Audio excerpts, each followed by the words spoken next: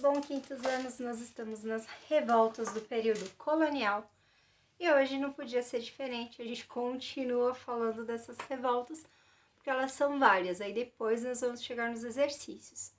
Então, olha só, nós estamos na página 100 e... sem focus, 140. Nós vamos falar um pouquinho sobre essas outras revoltas que aconteceram ali depois de 1700, tá bom?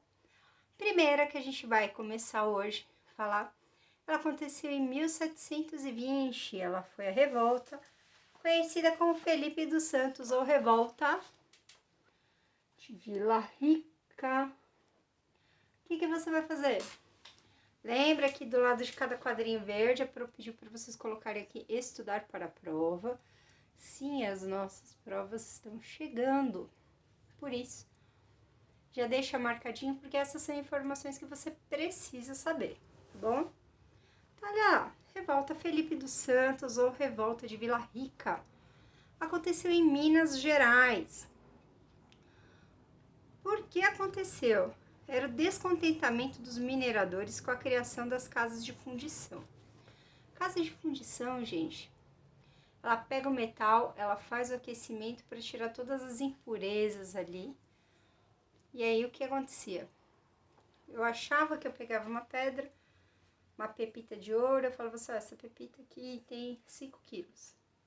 Fazia as limpezas, sobravam 3 quilos, 2 quilos, é óbvio que eu iria receber bem menos, tá? Então, como terminou? Terminou com a suspensão temporária das casas de fundição e a execução, que é a morte do seu líder. Então, olha lá. Como vimos, sobre todo o ouro descoberto era cobrado um imposto, que se chamava o quinto. Então, quando você entrar aqui, e você ler esta palavrinha aqui, ó. Quinto. Quinto, esse era o nome do imposto. Você ia dar a quinta parte, olha lá, frações.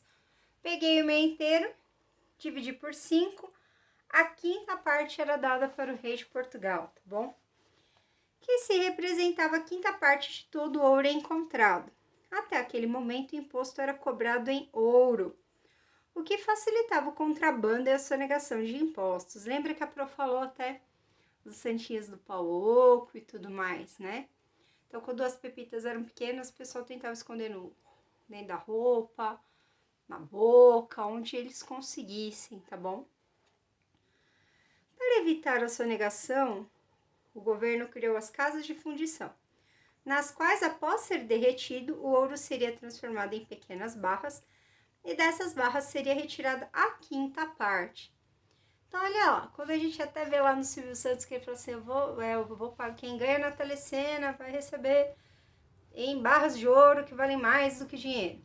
Então, o que acontecia? Pegava-se o ouro, encontrei essa pepita, ela passava pela lapidação, ela passava pelo derretimento e ficava isso aqui. Ela começou assim e ficou assim. Disso aqui, ó, a quinta parte era tirada para dar pro rei. Então, o que acontecia? Era mais difícil de você roubar, né? E o que acontecia? Quando ele estava em barra, ele estava já puro. Significa que era o processo final do ouro. Então, o que acontecia? Eles eram feitos pequenas barras entre meio quilo e 1 quilo. O que significava que a cada 5 quilos, 1 quilo era do governo. E assim, eles iam enriquecendo ainda mais. Então, olha só o que aconteceu. Os mineradores, contando com o apoio da população, solicitaram por escrito a suspensão das determinações que criavam as casas de fundição. Pressionado, o governo cedeu ao pedido, mas logo que o movimento se dispersou, ordenou a prisão do seu líder, que era Felipe dos Santos. Como resultado dessa revolta, a primeira casa de fundição oficial só foi criada em 1725, Felipe dos Santos foi preso e foi executado. Então, o que acontecia? Portugal, ele precisava dar um jeito de conseguir que nada se perdesse no meio do caminho, tá? A melhor forma era você fazer esse controle. A fundição, ainda hoje a gente ouve muito falar em fundição dos metais, né? Então, você vai lá, você pega o aço, você pega prata, você pega minério de ferro, você pega até a areia, né? Que faz até a areia que faz o vidro. Então, você vai fazer esse processo de fundição. Você vai colocar em alta temperatura, aquele produto ele vai derreter, ele vai ficar parecendo um líquido e você vai informar. Você vai pôr numa forma, tá bom? Ou no caso do vidro, vai soprar para poder fazer os formatinhos ali, né? Quando a gente vê vaso e essas coisas. É aquele processo ali, tá bom? Tá, olha, continuando, a gente tem um dos mais importantes, tá bom? Então, é uma das revoltas mais importantes que nós temos. Ela aconteceu em 1789. E ela foi conhecida como Inconfidência Mineira. Na Inconfidência Mineira, a gente tem ali alguns grandes nomes que fizeram diferença na história do Brasil. E a gente vai descobrir quem é. Aconteceu também em Minas Gerais. Aí você fala assim, mas todas as revoluções aconteceram em Minas Gerais? Por quê? Se Minas Gerais era o lugar que estava bombando nessa época, é óbvio que era em Minas Gerais que todas as confusões do reino iriam acontecer. Então, todo mundo querendo arranjar o seu ouro, todo mundo querendo dar um jeitinho de levar o ouro para casa, de fazer um contrabando. Então, o que acontecia? Tudo o que estava acontecendo no Brasil acontecia em Minas Gerais. Então, ali era o foco de toda a confusão, de todo o dinheiro, de tudo que acontecia. Era a capital do Brasil, basicamente, naquela época. Não oficialmente, mas tudo que acontecia em Minas Gerais. A Inconfidência Mineira aconteceu em 1789 e o motivo da revolta foi novamente a cobrança de impostos considerados atrasados. Era chamado de derrama. A gente vai descobrir o que é, tá bom? Terminou na condenação dos envolvidos. Lembrando que todo mundo que lutava contra a coroa, se perdesse, perdia a vida também junto, tá bom? O rei não tinha muita tolerância para falar assim, vai ficar ali preso um tempinho. Não era assim que as coisas funcionavam, tá bom? Então, olha lá, Inconfidência Mineira, vai acompanhando aí. A Inconfidência Mineira foi o primeiro movimento em que surge a ideia de separação do Brasil em relação a Portugal. Marque este trechinho na sua apostila, porque ele vai ter importância lá na frente nos nossos próximos bimestres, tá bom? Então, olha, você vai marcar de a Inconfidência Mineira, a Pro tá fazendo junto com vocês. Até a palavrinha Portugal. Então, olha, é isso aqui que você fez e eu faço junto com vocês para vocês não se perderem. Certo? Então, olha lá. O movimento teve início diante da insatisfação dos colonos sobre a cobrança da derrama. A quantidade de ouro nas minas começou a diminuir em 1760. Lógico que todo mundo tirando ouro, tirando pedra, tirando tudo, uma hora, tudo se acaba. E era isso que estava acontecendo nesse momento. Não é que zerou, mas havia diminuído demais a quantidade de ouro e de pedras preciosas. O que aconteceu? As pessoas começaram a ficar desesperadas, assim, falando assim, o que eu vou fazer agora aqui nesse lugar? É isso que está acontecendo aqui.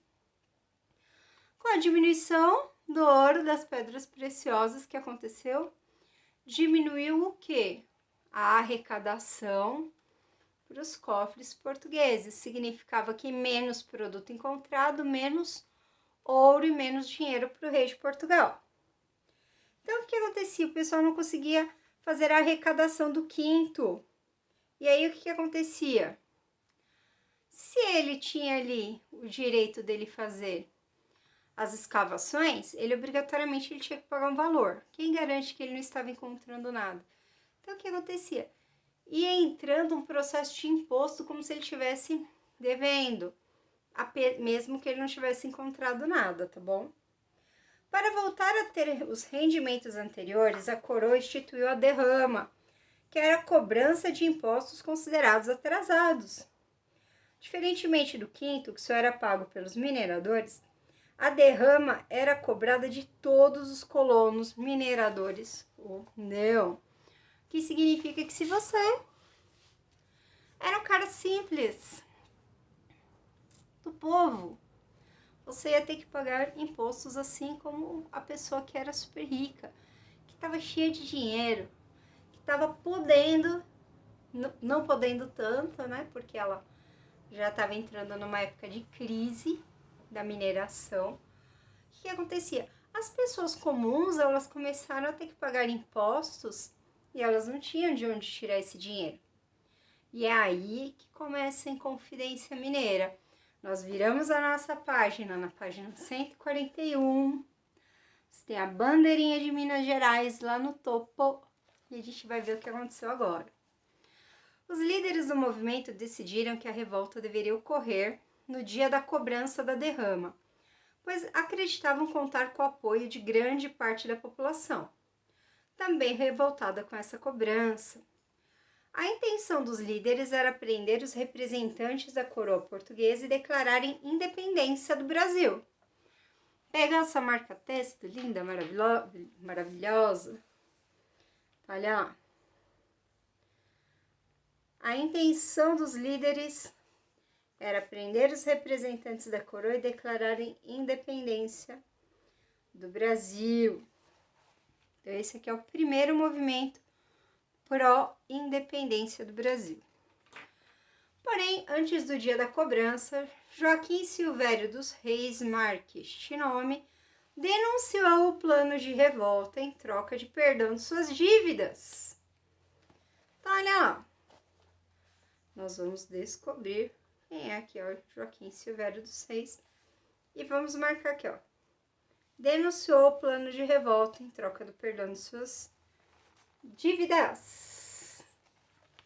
Então, como diria nos episódios de Todo Mundo Odeia o Chris, ele foi o maior X9, ele foi o maior dedo duro. Então, olha lá. Sabendo da situação, o governador declarou a suspensão da derrama e a prisão dos envolvidos. Dentre os líderes da Inconfidência, Joaquim José da Silva Xavier, chamado de Tiradentes, você tem até um feriado em homenagem a ele, que assumiu toda a responsabilidade pela revolta. Foi condenado à morte por enforcamento. Depois de enforcado, seu corpo foi esquartejado, quer dizer que ele foi picotado, ficando sua cabeça exposta em Vila Rica e seus membros espalhados em postes no caminho entre Minas Gerais e Rio de Janeiro para servir de exemplo a toda a população. Dá uma pausa aqui, porque este texto é pesado. Então, olha lá. Este é um outro nome que você vai marcar na sua apostila, tá bom? Joaquim José da Silva Xavier. Aqui, ó. Dentre os líderes da Inconfidência Mineira. Até aqui, ó, a palavra enforcamento. E a gente vai entender um pouquinho mais do que aconteceu aqui. Então, olha só. Tiradentes, como ele era mais chamado, ele começa, então, dentro desse movimento, ele assume toda a autoria, como sendo a pessoa principal, responsável, o criador de toda essa revolta e dessa confusão. E aí ele tem a sua condenação, e a condenação, você já sabe, se você estava fazendo algo contra o rei, a sua condenação era a morte. Aqui sabia-se, começava a se perceber que os colonos que estavam morando aqui no Brasil, eles queriam resolver o quê? A independência. Não ter mais que pagar impostos para Portugal, ficar independente, poder fazer aquilo que acha que é correto no seu território. Então, achar uma riqueza e ficar com a riqueza para si, enriquecer sozinho, e aqui eles começam a ter esse movimento. Então, a coroa portuguesa fica completamente revoltada, transtornada. E aí, o que eles fazem? Não apenas Tiradentes ele é condenado à morte, como tantos outros personagens que nós vimos nas revoltas, só que aconteceu diferente. Além dele ser enforcado, ele foi decapitado, né? Cortaram-lhe a cabeça dele. E as partes do corpo dele foram cortadas e foram espalhadas de Minas Gerais até o Rio de Janeiro. Aqui a gente está falando do centro de Minas Gerais. Você pode olhar no seu mapa, na apostila, até o Rio de Janeiro. Então, eram muitas pequenas partes, só que elas ficavam em locais estratégicos, tá bom? Para que todo mundo que passasse por esses lugares pudesse ver e saber que ninguém deveria ficar brincando com a coroa portuguesa. Então, aqui nós começamos a ver esse movimento de independência que ainda levou um bom tempo para acontecer, não aconteceu assim tão rápido, não. Então, olha lá, quando a gente olha aqui a bandeira, né, da Inconfidência Mineira, a gente tem até uma informaçãozinha importante. A bandeira da Inconfidência Mineira, que é esta aqui, minha tá com uma manchinha aqui, ela é a atual bandeira do estado de Minas Gerais. O triângulo simboliza a Santíssima Trindade e a expressão está em latim, que nós vimos em língua portuguesa, e está escrito libertas quae sera tamen, que significa em latim liberdade ainda que tardia. Essa bandeira aqui, ela era um símbolo de luta, digamos assim, dos colonos que estavam vivendo aqui no Brasil. Por quê? Eles queriam a liberdade porque o que eles estavam fazendo, o que os portugueses estavam fazendo com o Brasil, ou as pessoas que moravam no Brasil, era algo, como que eu vou dizer assim, era algo muito difícil de você conviver, porque as pessoas vinham para cá e elas deixavam tudo ali em Portugal. Então elas tinham que começar uma vida do zero, começar tudo do zero, não era fácil. A coroa portuguesa não estava nem aí se você estava conseguindo se alimentar ou não, se você estava aqui você tinha que pagar imposto, que era a derrama. Infelizmente, quando a gente olha para toda essa história aqui, a gente não pode dizer que o Brasil mudou muito do que era aqui. Porque hoje a gente ainda tem um país que tem um dos maiores números de impostos no mundo. Viver no Brasil é extremamente caro em relação a quanto se ganha de salário. Então, hoje nós temos uma realidade no Brasil semelhante ao que acontecia lá na época de Portugal. Só que em vez da gente pagar imposto para o rei, a gente paga o imposto que vai para o governo. Lógico que existem uma série de serviços públicos que se utilizam do dinheiro desses impostos. Então, quando a gente olha ali na televisão, fala do SUS, que é o hospital público. A gente fala ali das universidades públicas, escolas técnicas, as próprias escolas do estado, da prefeitura. Tudo isso são serviços que são arcados, né? Eles são pagos com dinheiros de impostos e uma série de outras coisas, né? Construções de estrada e tudo mais. Mas o que acontece aqui? Nós ainda vivemos também de uma certa forma presos. Então, aquela bandeira ali, ela simbolizava muito, tanto que ela permaneceu e até hoje, se você for procurar bandeira de Minas Gerais, você vai encontrar este lindo triângulo, que muita gente fala de forma errada que é o Triângulo Mineiro. Não tem nada a ver, tá bom? Muita gente fala isso porque a gente fala assim, aquela região do Triângulo Mineiro, aí você tem o triângulo ali, não tem nada a ver. Então, olha lá. Quando a gente começar a caminhar, a gente começa a perceber que essas revoltas, elas vão gerando um mal-estar para o rei de Portugal, porque ele começa a perceber que as pessoas estão descontentes. As revoltas podiam fazer com que tivesse a queda da monarquia no Brasil, que a monarquia é o regime de governo onde quem governa, quem manda é o rei. Então, o que acontecia? Quanto mais revoltas você tinha, mais Portugal tinha que mostrar que tinha poder. Para quê? Para evitar perder esse seu território. Então, olha lá, nós vimos aqui, ó, duas revoltas, discutimos sobre elas.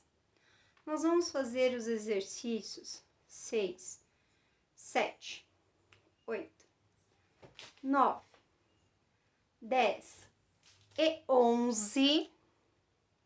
E na próxima aula nós teremos a continuação das revoluções e das inconfidências. Beijo!